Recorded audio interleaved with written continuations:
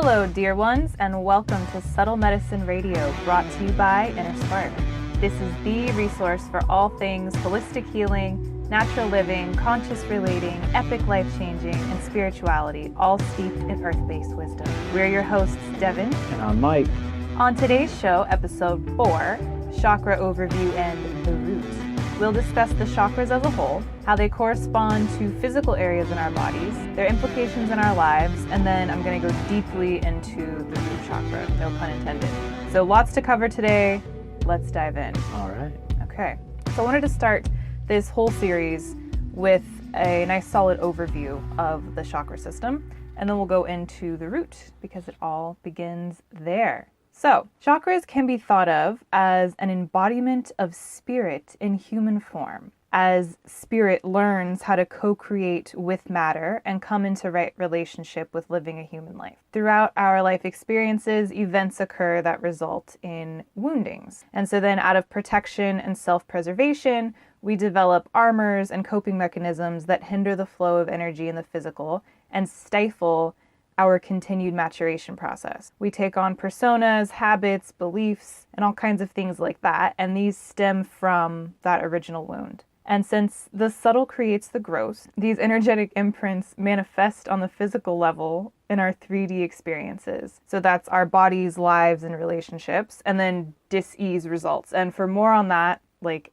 super in-depth, check out the previous episode. That was episode 3. So attempting to treat dis-ease with surface fixes is like scooping water out of a boat with a hole in the bottom. I personally feel like it would make a lot more sense to patch the hole rather than continually scoop water. But it seems that we've become so disconnected from our innate healing abilities and from our own energetic flow that we've just turned into perpetual scoopers. So when we turn to a system and an outline like the chakras, it kind of gives us our power back. And I use them as a way to energetically organize and heal our lives. They represent our soul's journey and developmental process, as our physical body has a spiritual experience. So we often say that we're spiritual beings having a human experience, which is true, and our physical body is having a spiritual experience as well. So I realize that a lot of this to a lot of people can sound like super woo, so whether or not you believe in the chakras is totally up to you. However, their representations, their correspondences to physical places in our physical body,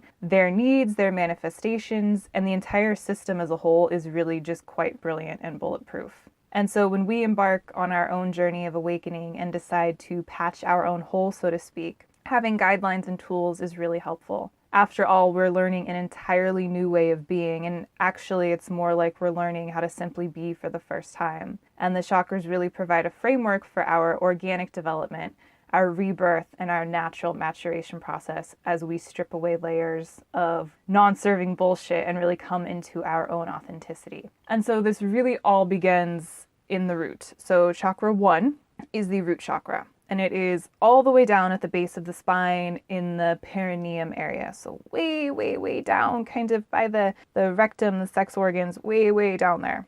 And everything begins here. Every ailment imaginable begins with the root chakra and its corresponding gland, the adrenal gland. So each of the 7 chakras corresponds with each of our 7 endocrine glands. Trying to build a nourishing life without a healthy root is like building a house on quicksand.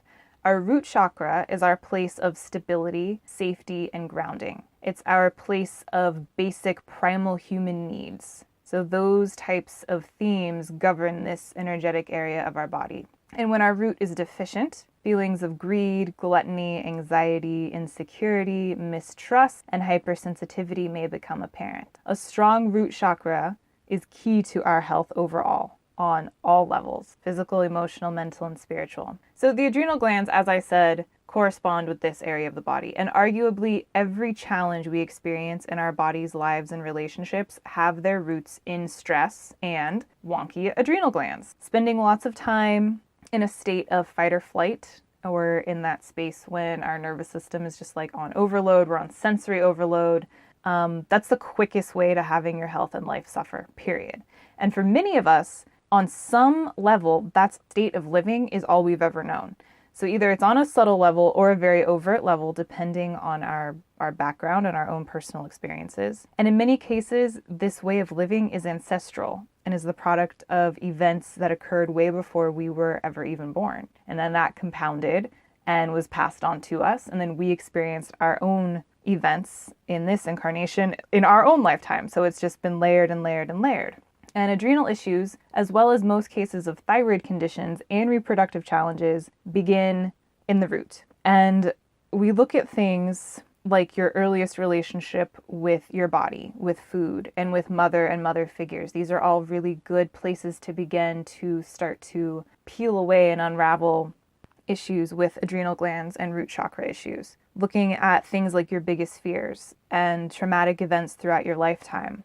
These are also very good entry point. And when you can begin to address these things head on, you can shift the energetic patterns that are contributing to the dis-ease that you're experiencing. So some things to begin to soothe the root chakra are affirmations, healing practices, and different herbs, flower essences, and foods. And I don't know if you've ever used affirmations. Mike, have you ever used affirmations? Not really. No, not as a dedicated practice. I've tried it, but only in very specific situations do I get benefit from that. Yeah, and I used to kind of find them hokey, to be just completely transparent. Yeah.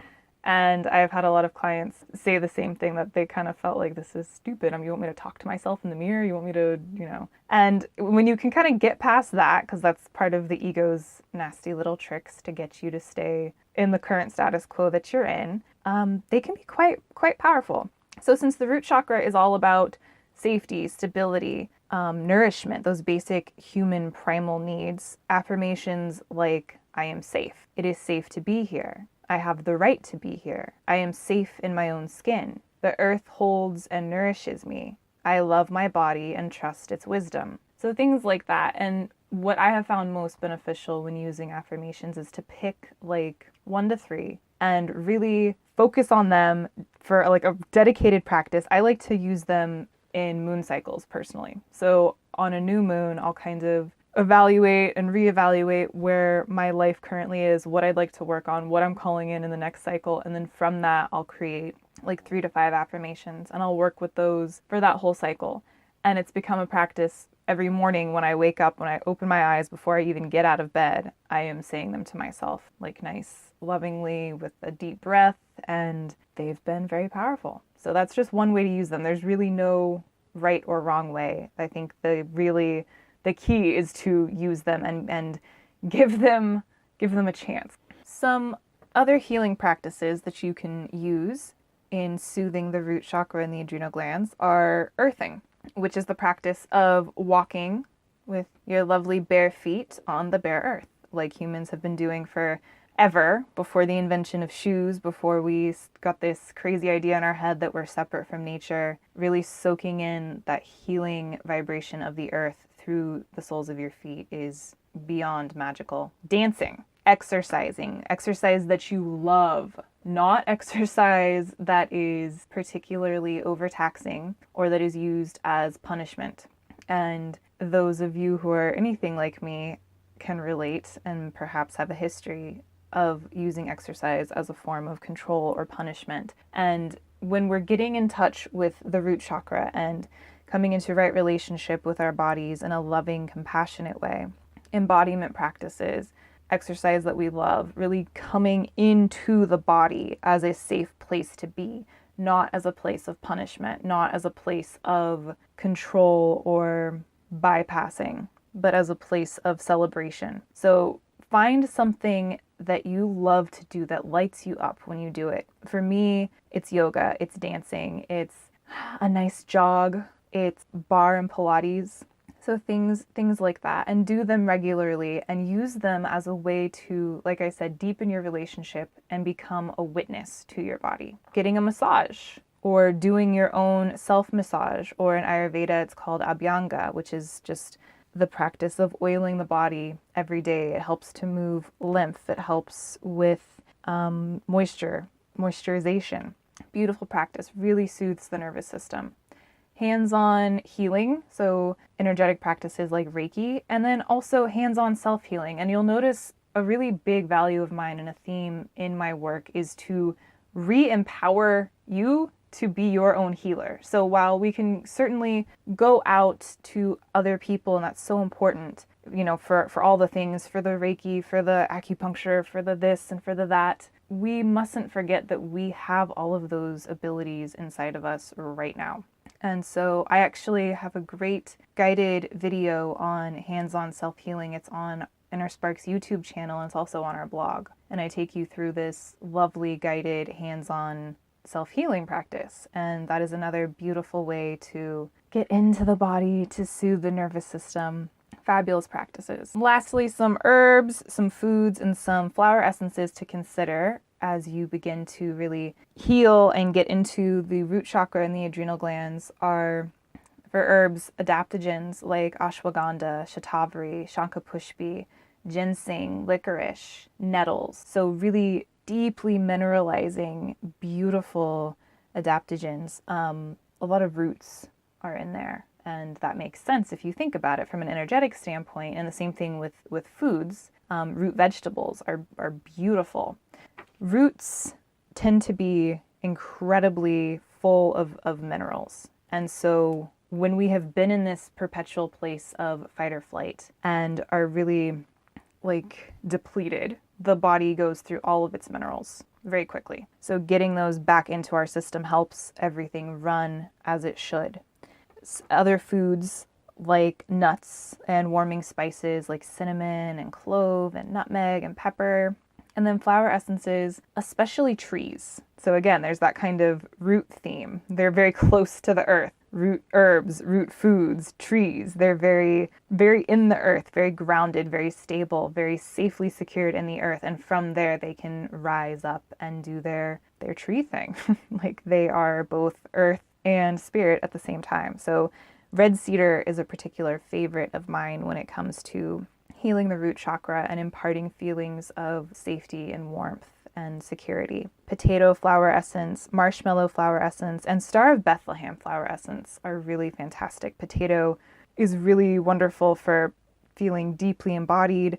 Marshmallow softens a kind of hardened or traumatized type A personality. And Star of Bethlehem is fantastic for soothing grief and shock and trauma, whether old or recent. So there are plenty of earth resources to support you as you kind of come into that very earthy chakra and adrenal gland, which is also that earthy signature, because it's that, like I said, primal human place of you. It doesn't get any more kind of basic and earthly than that. So there you go.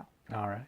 Thank you very much. So something that I see when I look at the chakras is a system. It's so organized and it's so very clear, and it deals with things physical and emotional that are both clear and obvious and take a little bit of a leap of faith that a skeptic like myself might not believe in right away. Like saying that, well, basically anything that has to do with the spiritual self or the spiritual side of things. You can be skeptical and say that you don't know or believe that we are spiritual beings, but it's hard to say that we're not physical and emotional being. Those things are pretty undeniable, and our emotions are so very closely tied to our spirit. You see, like in the phrase, if someone's in high spirits, you know, what does that say about them emotionally? You get a picture of their emotional state. We tie our spirit and our emotion very closely in our common language. So if I understand the importance of emotion and understand that that may have something to do with spirit, and I know how my body reacts to emotion, and vice versa, how my emotions are influenced by my body, like the conditions in my endocrine system, for example. The way my hormones are being released throughout my body and the way I experience the world around me are very, very closely interrelated. So having a systematic way to approach that, as in the chakra system, I see that as being very useful. I know that none of this is a hard and fast control system. You know, I can't just put my emotions into a headlock and make them do what I want. But it is nice to have a way to interact with them. And being the science and technology nerd that I am, I see it as kind of like the keyboard on a computer. That a keyboard is called a human-machine interface. It's where the human and the machine come together. My wiggling fingers on a keyboard send electrical signals into the computer that it converts into information and gives me back a product. The chakras seem to me to be that kind of thing. It's where I can interact with my system, where I can identify variables that can be changed and make those changes and influence it, as opposed to just trying to tackle a million symptoms at once. And like you said about the leaking boat, we're so focused on treating symptoms that we can have pills to counteract the side effects of other pills. But when we really get to it and start treating the root issues of, and again, no pun intended there, but the root of whatever's our problems, I think the chakras is an excellent way to approach that. Very well said, and I love your example with the computer and with the chakra system. So nothing is ever linear. Like, we don't live in a linear place. Healing isn't linear. Nothing is linear. And so while the chakras are kind of presented in a linear ascending fashion, 1, 2, 3, 4, 5, 6, 7, up, it's not like you graduate to the next thing in an ideal setting. And when you look at this, this isn't any different really than social psychologists' developmental theories, like Maslow's hierarchy of needs and Piaget and Erikson's developmental, looking at a child as we go from baby to adult and the different things that we go through and the different life stages. In an ideal situation, we would have had our needs met as a baby, and chakra 1 would have come online, and then as a toddler, chakra 2 would have come online, and up, and up. But because of just the nature of being a human and the nature of trauma, it's like we kind of, got by, got some needs met, kind of went on to the next phase of our life. But so many of us, like all of us, no one is perfect, are kind of stuck back with things in the past and different woundings of the past. So there's little bits of us that need some love down in that root or that sacral or that solar plexus area, those needs that weren't met. So the full maturation of that stage and phase of our life didn't happen. And so we're like kind of scattered and not fully integrated and fully embodied. And then so many people also, especially in the new age spiritual community, are just in this bypass mode where let's just open the crown, right? Right. Let's get all just transcend and bypass this whole human experience and open the crown. And there's nothing wrong with that either, that's fantastic. We are spiritual beings too, but we are still in this human body, and we can't neglect the physical, and we can't neglect the fact that certain needs weren't met at a certain period of time. And it's because of that we now today, in our 3D human experience, are experiencing certain issues, whether they're in our health or in our relationships or just in our lives in general. And so when it comes to our physical health, as I've said, basically every single ailment has its roots in the root chakra, in the adrenal glands. So your body is set up in such a way that your adrenal glands and your pituitary or hypothalamus all the way up in your brain have to communicate with each other. There's the HPA axis, the hypothalamus pituitary adrenal axis. They communicate with each other. They go on this beautiful dance of cascading hormones and so intricate and so beautiful. And it's responsible for everything, for thyroid function, which is also an endocrine gland, for reproductive function. And in women, that's even more intricate because of our cycles and because our hormones are fluctuating basically on a day-to-day basis. They all communicate in such a way. So when you're kind of in this lower stagnant root chakra stuckness and so focused on surface issues and so focused on survival, maybe there's a lot of food issues. So people with certain eating disorders or just anything that has to do with survival, human basic needs. You are basically telling your body that it is not safe. It is in a place where it is not safe to do its basic human body function, aka have normal hormonal flow. And so things begin to shut down. Processes are diverted, because if it's not safe to basically just survive and be, then that means we're going to have to fight. That's the other side of like fight or flight, right? So it's, Right. I'm going to have to fight, I'm going to have to flee. And that takes a lot of energy. And so that energy that would have otherwise been used for proper hormonal flow is now being primed and ready to go towards fighting or fleeing. And so if somebody has thyroid issues, especially hypothyroidism, I'm gonna almost guarantee that your adrenals are wonky as well. And diurnal cortisol saliva test is one of the best ways to test that. Blood cortisol tests, even if they're done, at different times a day, they tend to not be as sensitive as the saliva test. So that's just something to consider if you're experiencing that.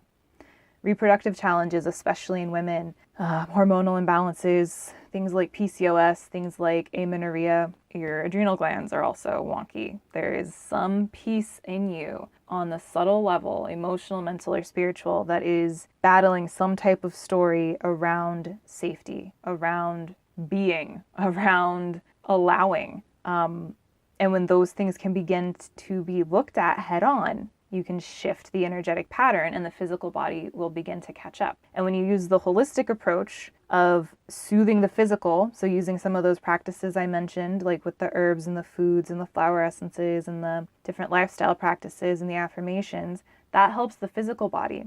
But so many of us are only doing those things and then wondering why we're not experiencing profound healing or sustainable shifts. And it's because this energetic component, and again, if energetic isn't resonating with you, the emotional, mental, and spiritual components of healing are missing. And those are the most powerful. Your true power is in your subtlety. That's where the power is. The power is not in this physical kind of forcing, let me throw all these pills at my body to force its physiology into acting the way I want it to. That's not where the power is. The power is in the subtlety. The power is in shifting the imprint and the subtle nature of you to then recreate the gross. And when we can kind of begin to really love on our root chakra, that's where everything else starts to unfold in the manner that we intend. Everything. Because as a human in your physical body, safety, stability, grounding, human needs, those are paramount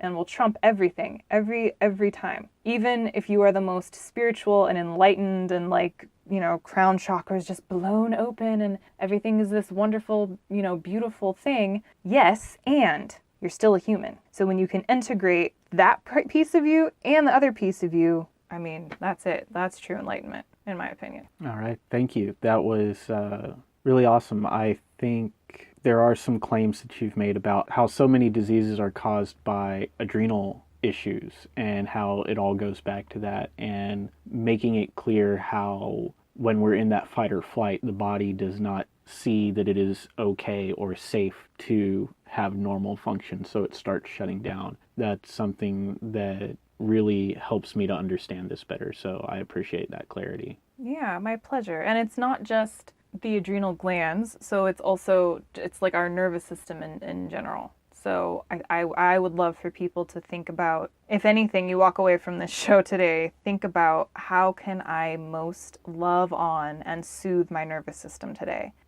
That is your job. Everything else is secondary. That is your job always, especially as a human on planet Earth in 2018. Our senses are just constantly assaulted. 24/7. It's Right. just lights and sounds and information and threats and this and that and bad news and fear and fear and fear. And how can I best soothe my nervous system and come to a place of embodied.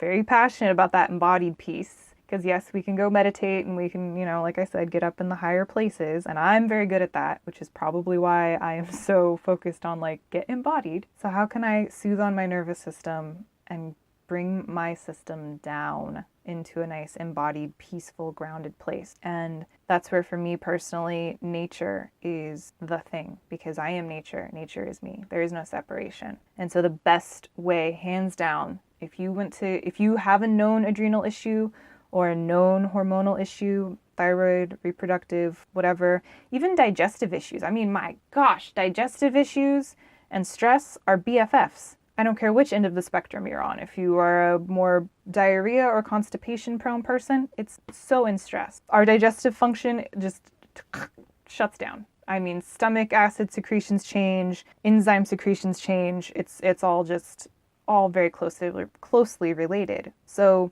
coming into a place of peace and embodied chillness, which is like stillness. Right. Chillness. All right. That is key. That is paramount. And I can keep going on this for like hours. Yeah, and you're very passionate about it. It's awesome. It's a lot of good energy. I am very passionate, especially, with my own experiences, which I could make a whole show just on that, with my own physical, emotional, mental, and spiritual health challenges, and how really loving on my own nervous system and reconnecting with nature. And I don't even like to say reconnecting, it's like remembering my own nature, as in to like put the pieces back together, remember. Was truly paramount and continues to be. So if you have a known issue or just aren't feeling very integrated, get out into nature like every single day. And if you live in a concrete jungle, man, get a plant. There's got to be a tree around you. There's some grass. There's some weeds growing up through the sidewalk. I saw something the other day about people who have pet grass, just like a little shoebox-sized square of grass that they keep in their windowsill. I thought that was pretty cool. That's freaking awesome. Yeah. All right, so see, there really is no excuse. And your brain is really good at making them. Your ego is very good at making them. The ego's not a bad thing. And sometimes it can get a little unruly, and it likes to keep you in this broken status quo where your root chakra is unhappy. So bust through that shit. Get yourself a piece of grass. Well, what was it? Pet grass? Pet grass. Get yourself a piece of pet grass. Implement some of the practices we talked about. Head over to the blog because there are tons of resources over there. And yeah, you heard it here first. I believe we're going to have a nice little root chakra healing course coming up pretty soon. Really? That's exciting. It's in the works. A root chakra healing course. Yeah, I don't know if that's going to be the title, but it's going to be very much based on what we talked about today and going into that more in depth, because I am very passionate about this, and it needs to be out there. People need to be informed and empowered and practicing that radical self-responsibility for their own lives. All right. Well, I definitely look forward to learning more about this course coming up. All right. Well, that's it. We got to close. Yeah. We're done. Totally out of time. Totally out of time. All right. So if you loved the show today and want to learn more, subscribe. Please leave us a review on iTunes. Share the wisdom with a friend and visit www.InnerSpark.life to learn more. We would love to hear from you. Seriously. Give us your thoughts.